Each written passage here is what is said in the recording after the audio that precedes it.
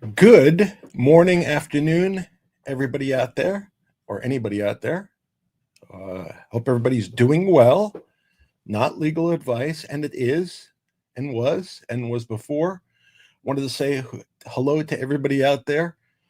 I don't think anybody ever gets this joke, but whatever. So I wanted to say hello as I've started to do.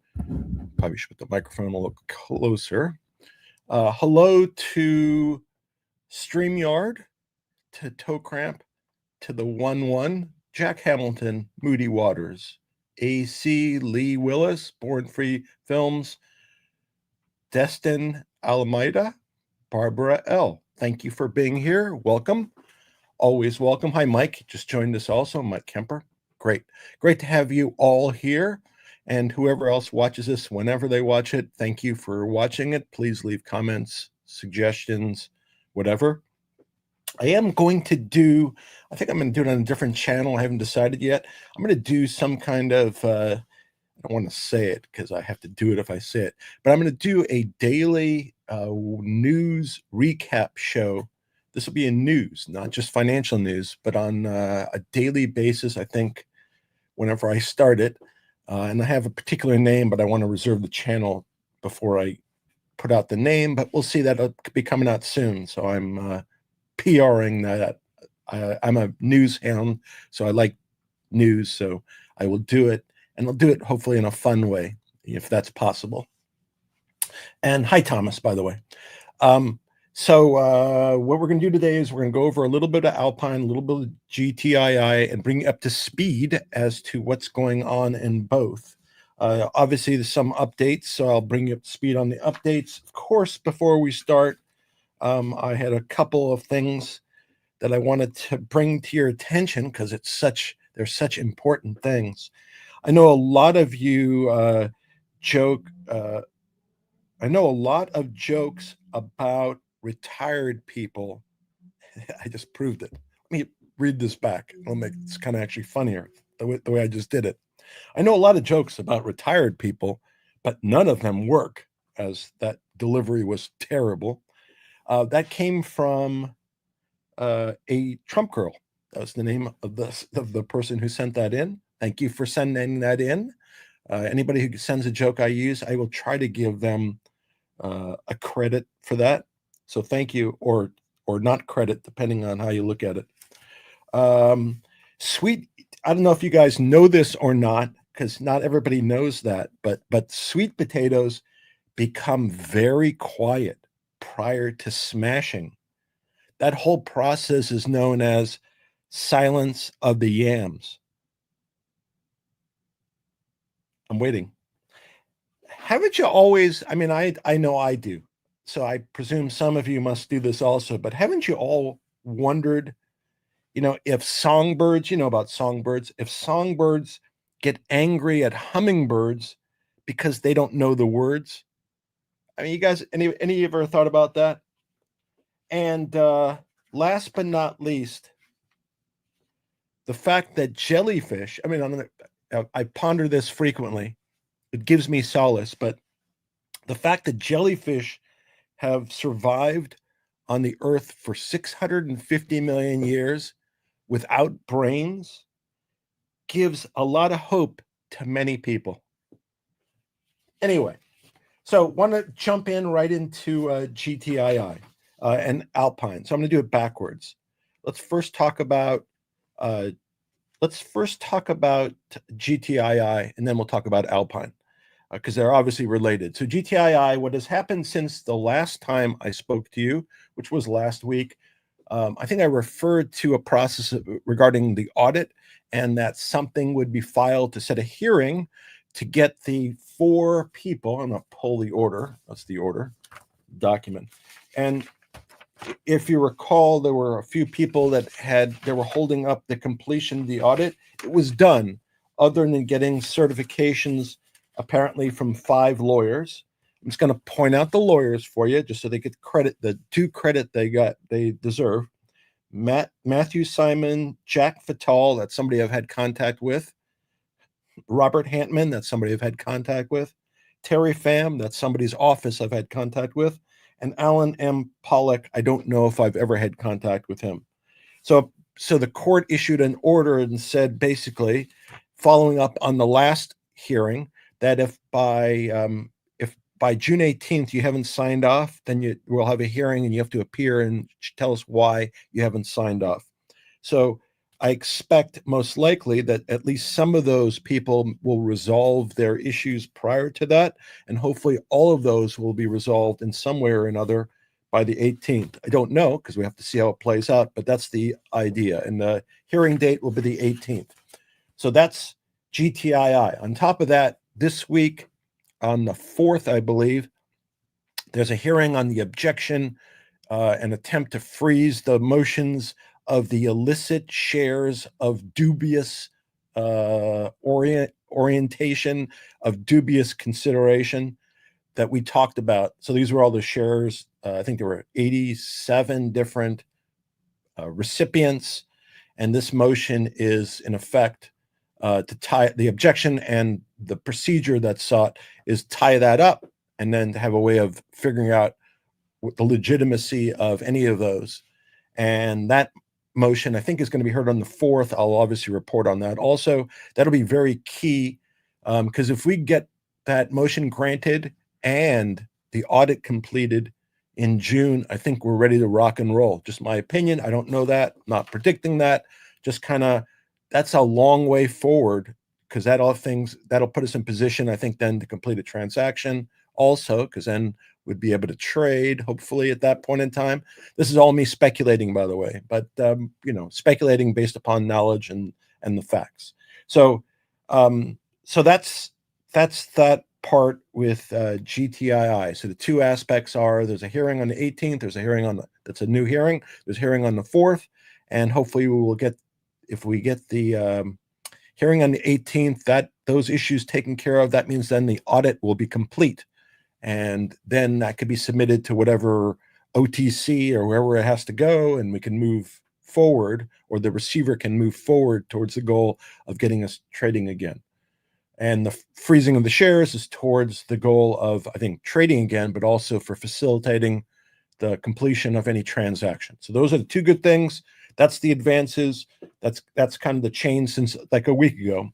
That's where we've gone. Now, second is Alpine. So Alpine was the prime broker. I just have to repeat this each time. Prime broker for the GTII transaction. The DTCC at one point in time found there was a concentrated short position in GTI held by Alpine. I think it's 2021, 2022. Don't know if that's been eviscerated over time. It's still there. We don't know.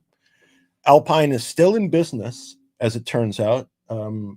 I noted in a couple of recent videos that they have two contracts recently, one with Vocadia, I think that's how you pronounce it, and another one. And I looked at their site. I'm going to reference their site, but they're still doing business. It's going to become relevant in a second.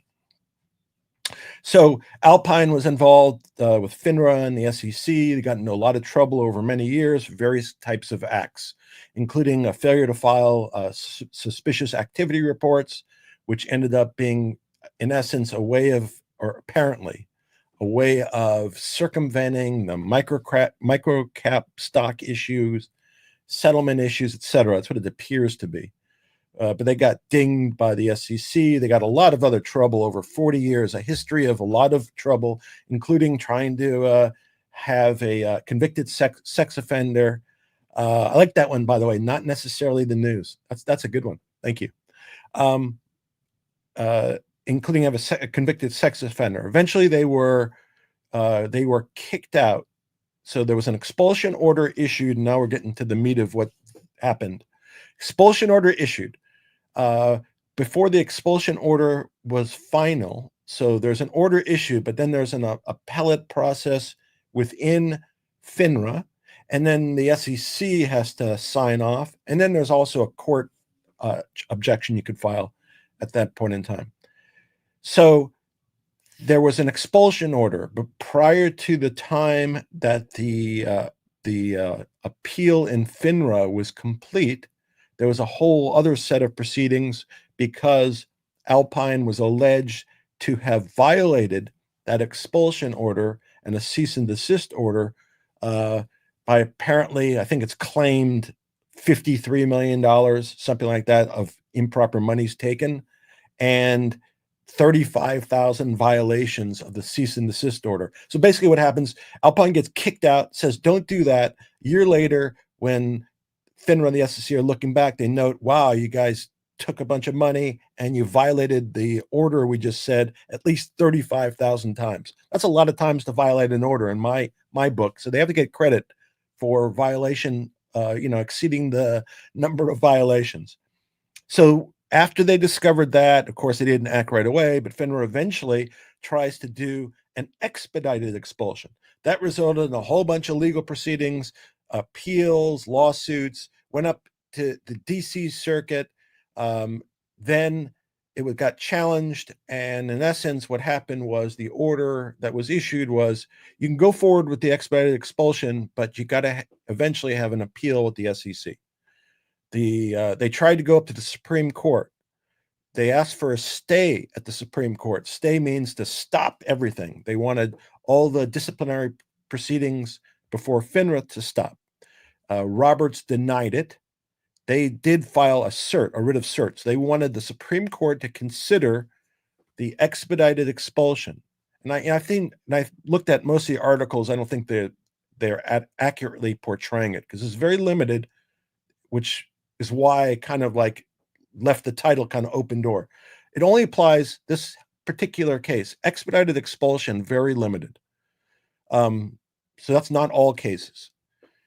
But they went before the Supreme Court. They asked the Supreme Court to take the case because of they were claiming, and I'm not going to disagree in part, of the lack of constitutionality of the existence of FINRA's process, disciplinary process, etc.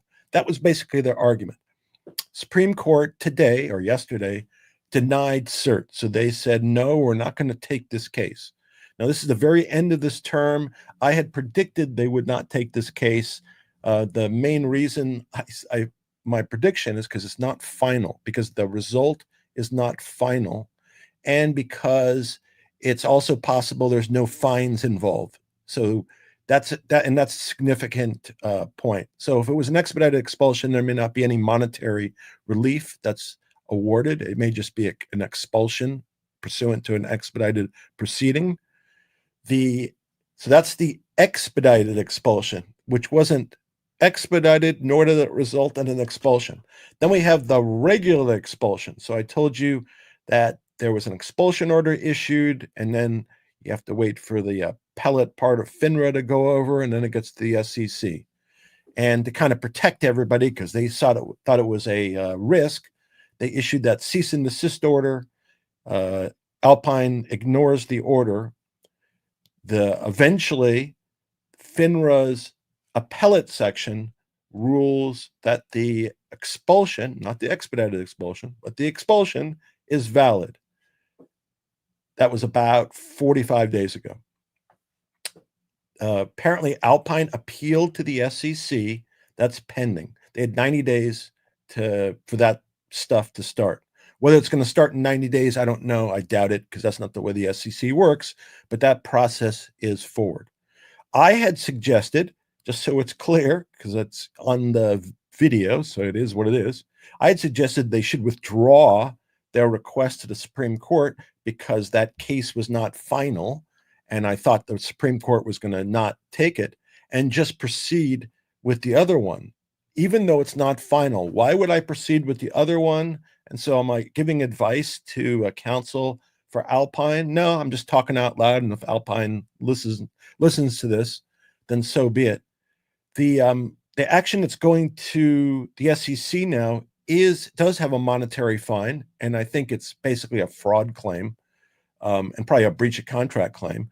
And those are per Jarkessi, which is a case that was decided by the Supreme Court.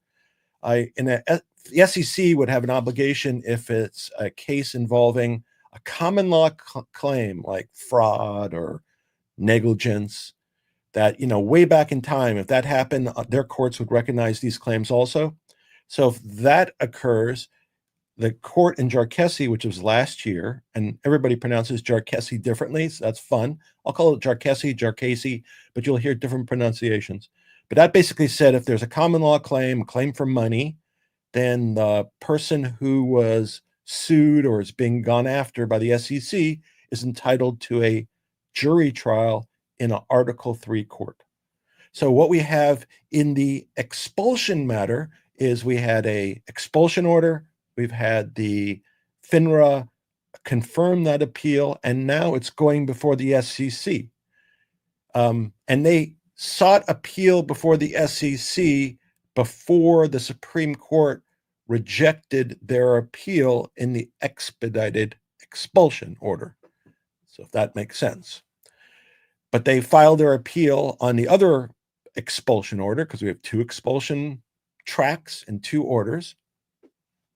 And that's going to be, I mean, I think, again, that theoretically could start in 45 days. But I think if I were them, before that hearing started, I would file a new writ of certiorari, which is what you file to the Supreme Court, and which is basically you're asking them to take the case.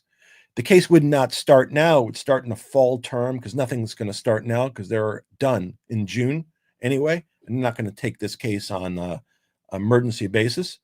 But if I were Alpine's counsel and I was going to pursue this stuff to the Supreme Court, which they apparently have already done, so I think they will do it again, I would do it before I let the SEC rule on the on this appeal of the expulsion order. And the reason I would do that is because of Jarkessi. I would say, you know, we have a case here where I can't get a jury trial. And if I can't get a jury trial and I have a right to a jury trial because you're seeking monetary damages on a fraud, a common law claim, you're violating Jarkessi. And you shouldn't be undertaking that proceeding. There's a lot of other issues because there's the constitutional arguments, which are also very exciting, that Alpine would make about non-delegation, separation of powers, etc., that I think are viable accusations. But their problem in the one they went to the Supreme Court on now was that the case wasn't done. They hadn't got an order expelling them yet. The disciplinary proceeding had just started. They should have waited. They should, at that point in time, perhaps they could have gone in. But I think it was premature, and that was my critique at the time. And the Supreme Court, who had no comment, so their denial of the writ was without comment. They didn't say anything. They just said, no, we don't take the case. Sorry, Charlie. They didn't seem that particularly interested, and it didn't make sense to me. But with the new one, I can see it being taking sense. Now, they could wait till after the result of the SEC because they would still be in business, theoretically, and that might draw this proceeding out more. Or they could go before the SEC decides their appeal in the expulsion proceeding or something else. But this, again, Alpine and GTI is the interesting mix of things. One, we have Alpine, the broker that has problems. Let's just say that. Then we have GTII, the company that had problems, management problems, to say the least. Then we have the regulators. The regulators just, I don't know what the regulators are doing. Just think about this case. Of all cases, of all proceedings out there, we know that they've been involved with Alpine. They can't say they didn't know Alpine because if they bring proceedings against Alpine, how could they not know? I find that kind of farcical.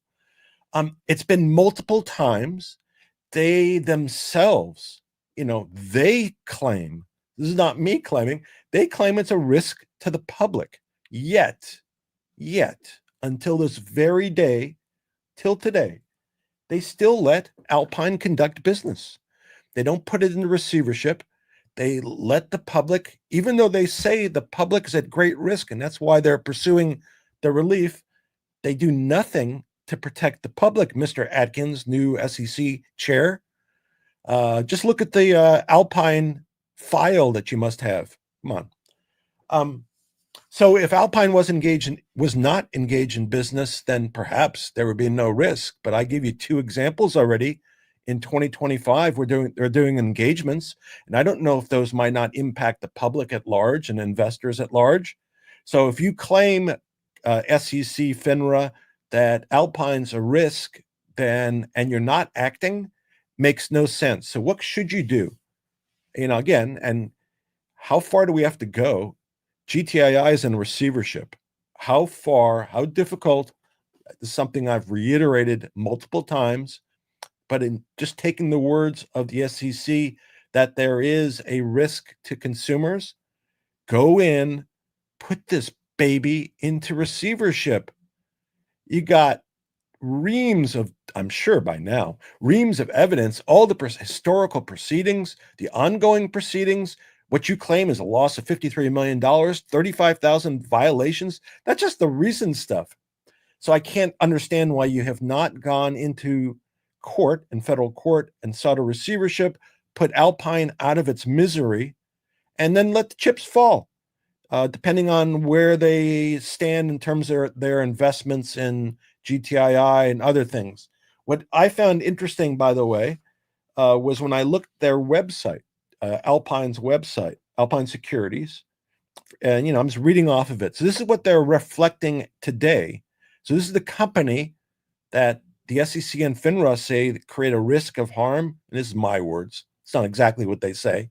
But in some of those documents, they certainly say it's a risk to consumers. And that's why they had to impose penalties. And that's why they obviously had to get them expelled. But they say they're a registered broker offering corporate, individual, and institutional assurances. We also offer, just think about this. Think about this statement. We also offer regulatory assistance to issuers and shareholders. Regulatory assistance. How could a company that is basically has been expelled, how could they possibly provide regulatory assistance? Maybe on what not to do. That would be kind of phrased differently. Then they talk about, so that's who is Alpine. Then securities trading. Just think about this and think where GTI is trading. Think about where it's trading today and think about what they're reflecting. Securities trading. Alpine Securities provides OTC Pink, OTC QB, and restricted securities trading. We also offer investment opportunities with emerging growth companies. So, one of the things I've thrown out, because I know people see it trades at a very minimal level, but I'm wondering if Alpine is still trading GTII. And I would not be opposed, it's a matter of resources. I would not be opposed for the receiver to conduct discovery about Alpine's trading during the current time to make sure there's nothing illicit going on. Now, the receiver has a lot of stuff going, a lot of stuff, other stuff that takes priority. But to me, the issue of current trading would be interesting in light of what Alpine says they do. They say, I'm just going to, because this is all one page, so I'm just giving how they lay it out. SIPC member, we're a member of the Securities Investor Protection Corporation, and an important part of the overall system of investor protection in the U.S. Perhaps, with a company like Alpine, that might be even more important, that protection. Certificate of clearing. Just think about this. Think about this. And again, got to think about it in terms of where we are today. We are industry leaders for clearing OTC stock and are committed to ensuring all investors and shareholders have a place to deposit their shares. Does that include shares that are not appropriate shares? Does that include, counterfeit shares? Does that include naked shorted shares? It's an interesting and broad step. I don't know if that's impacted by the results of litigation that they've been involved with recently, but this is how they represent themselves. Market making. Just think about this. Again, I think it's worth at least an exploration if someone wants to explore and has some extra money to pursue legal, to at least find out. We make markets for OTCQX, OTCQB, and OTC Pink issuers. So who do they make markets for? Is there any connection with prior management? In other words, has there been any collaboration with prior management, and was that with regard to trading what the receiver is dubbed illicit shares. I think that it would be important for that to consider. And of course, I'm going to throw this out to the Receivers Council, the same questions I'm asking you. And they say they're a FINRA member. Isn't that great? They're a member of FINRA. Isn't that fantastic? And that's the end of their kind of what we are and what we do. And FINRA has done such a fantastic job keeping them in check and protecting the public from their actions. Not. So that's kind of what happens with Alpine. The Supreme Court rejected their cert, but I expect that we'll have another visit to the Supreme Court, but on the expulsion side of it, I believe, before the expedited expulsion side. We heard about GTII. There's a hearing on the 18th about the audit certification, and there's a hearing on the 4th about the frozen shares and perhaps the like. And I think that's it for today. I'll keep you apprised of the hearing on the 4th. If anything else pops up, I'm now on the service list, so I should get documents directly if they're filed. And we will go from there. If you have questions later on, you have comments, feel free.